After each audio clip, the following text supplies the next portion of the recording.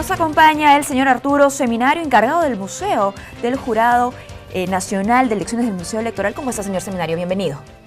Buenos días, muy contento de estar aquí para compartir un poco la trascendencia de la fecha que se celebra hoy con respecto al voto femenino. Por supuesto, 62 años han pasado y como veíamos en el video anterior, diferentes iniciativas se han llevado a cabo desde aquí, desde el Jurado Nacional de Elecciones, justamente para promover la participación política de la mujer, ¿no? Para la promoción de sus derechos más fundamentales, pero sin duda remontarnos y regresar a nuestra historia nos enseña también mucho sobre el presente. En el Museo Electoral, díganos por favor, ¿con qué documentación se cuenta, por ejemplo, sobre todos estos años? Hay imágenes, documentos, manuscritos e impresos sobre la lucha de las mujeres por su reconocimiento como ciudadana.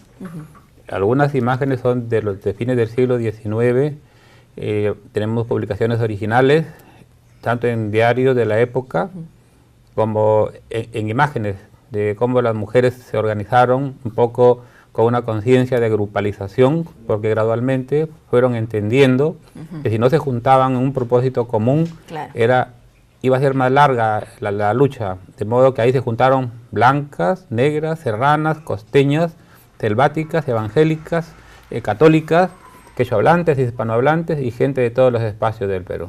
Formidable. Ojo que lo que se vivió el 7 de septiembre de 1955 fue el resultado, como bien ha mencionado el señor Seminario, de una lucha que empezó muchos años antes. Así es, ya casi después de la Guerra del Pacífico es que esta lucha se hace más organizada.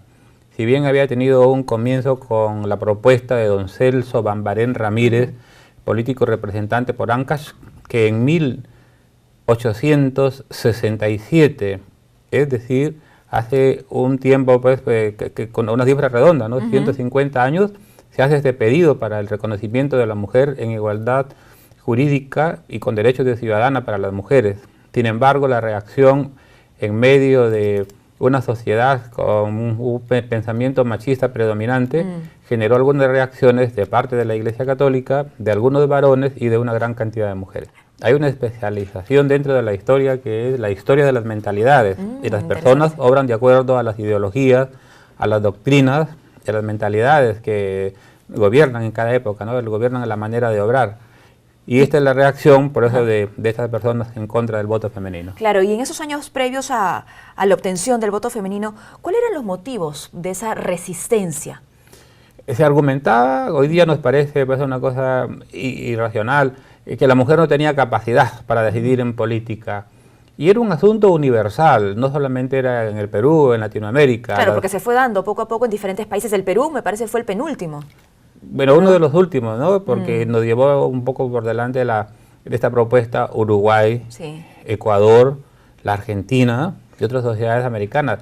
Acá hubo una gran resistencia, pero así como hubo una resistencia, esta lucha no cesó, y por eso es que contamos a Zoila Aurora Cáceres, fundadora del movimiento feminista peruano, a Ángela Ramos, a María Jesús Alvarado, a Magda Portal, que luchaban por esta igualdad de ciudadanía de la mujer. Pero también hay otras que desde la educación buscaban que se disminuyera la tasa de analfabetismo femenino, porque si la ciudadanía se concedía solo a los alfabetos, si no se instruía a la mujer, iban a ser pocas las que votarían cuando se diera la ley. Por supuesto, la educación tiene que estar siempre de la mano y lo vemos en este evento, ¿no? Lo vemos en diferentes hechos históricos y también las lecciones que dejan mujeres como la que usted ha nombrado, ¿no?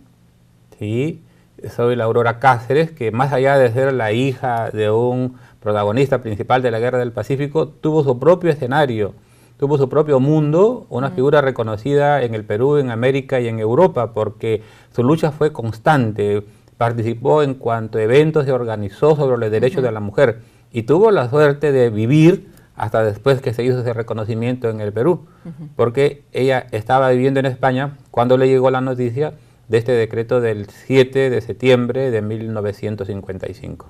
En el caso de María Jesús Alvarado, por ejemplo. Es una educadora notable. En el Jurado Nacional de Elecciones tenemos hasta su diploma de preceptora, imágenes de su vida política y de cómo fue partidaria o protagonista de una lucha constante, no solo por los derechos de la mujer, sino también de los oprimidos, de los postergados, lucha por los derechos de los proletarios y de todos los que en ese momento no tenían acceso al poder. Ahora, una fecha como esta y otras sirven para conmemorar, para celebrar, pero también para reflexionar, ¿no? Y continuar en muchísimas acciones aún pendientes. Veíamos hace algunos minutos, a través del pronunciamiento del doctor Víctor Ticona Postigo, el compromiso que existe del Jurado Nacional de Elecciones para que los cambios continúen, ¿no? En principio podemos encontrar en el código, ¿no?, de la reforma electoral, en el proyecto de ley, pues la propuesta de la alternancia, ¿no?, de elevar la cuota a 50%. Sí, y esta vez, en el Día Internacional de los Museos, el Museo del Jurado Nacional de Elecciones presentó 2 historias indecibles, 2 historias controvertidas, con la intención de que no se repitan: la negación de la ciudadanía a la mujer por 140 años y la negación de ciudadanía a los iletrados o analfabetos por casi 170 años. Con la intención, contamos esto para que no se repita, o sea, para que la ciudadanía cobre conciencia de que hay hechos que han marcado la historia nacional y que ahora, con esta puesta en práctica de valores como la inclusión social, la igualdad, la libertad, la tolerancia, son aspectos del pasado que no deben repetirse.